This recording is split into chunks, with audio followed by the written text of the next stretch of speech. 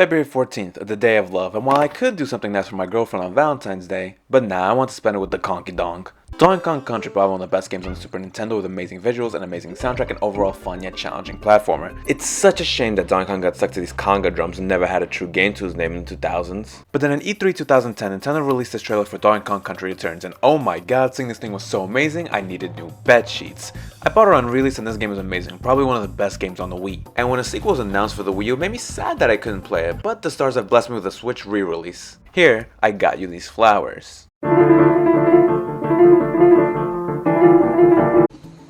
Gosh, I'm so happy to be playing this.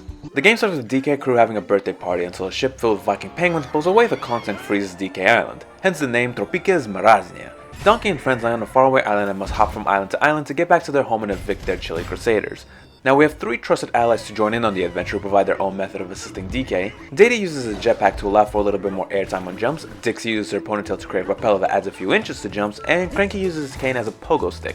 Of the 3 Kongs, I usually grab Dixie because her ponytails really come in clutch and is the most useful. Funky is also in the game as a shopkeeper where we can spend the banana coins we gather on items including the barrels of our sidekicks, and you know that's pretty neat to know that I can just buy my friends and family. Now the game doesn't change much from the DK Country formula and lightly expands on the previous game. We got the barrels, the vines, the climbing, the ground slapping, the minecart which is a staple of the series that's always welcome, however this rocket barrel can absolutely go f*** itself. The game reintroduces swimming into the series, which is always neat, however we now need to track oxygen.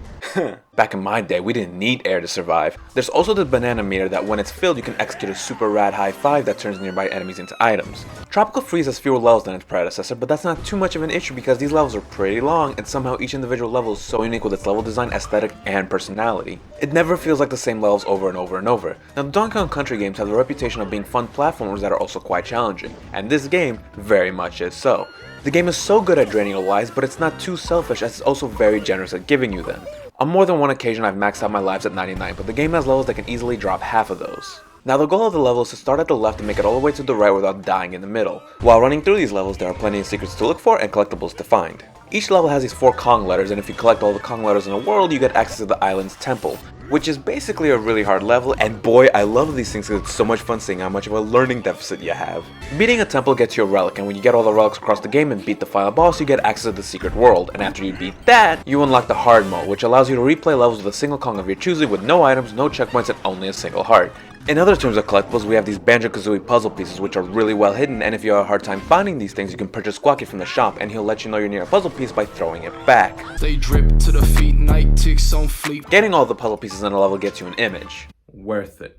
Now I'd like to introduce a new segment called What's in the Box? When it comes to buying games, I love opening them for the first time. The new game smells, seeing the disc and the manual. I love manuals, it's always fun seeing how they design the interiors. These days games don't really come with manuals, only time you'll find something inside a box is a code or something.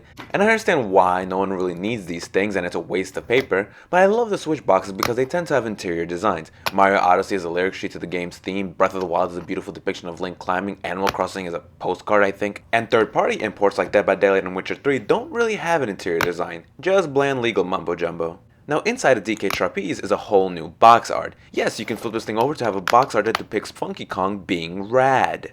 Now in the base game Funky acts as our shopkeeper, but this super rad cover is showing off the Funky mode, which you can activate at the start of a new game. Basically Funky mode has Funky Kong take over the adventure and go solo on this quest to save DK Island. It's a much easier version of the game as Funky has multiple hearts, a double jump, a surfboard that slows his fall, the ability to activate items during levels and not before, and a snorkel to have unlimited air while swimming, which you know is not how that works.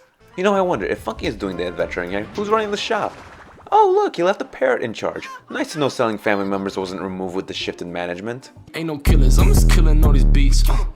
I really love this game and I'm glad Nintendo brought this game forward to the Switch. Now I'm just hoping we get one more Donkey Kong Country game for the platform because the games are incredibly fun and some of the best 2D platformers out there. If I could, I'd take this game out on a romantic dinner.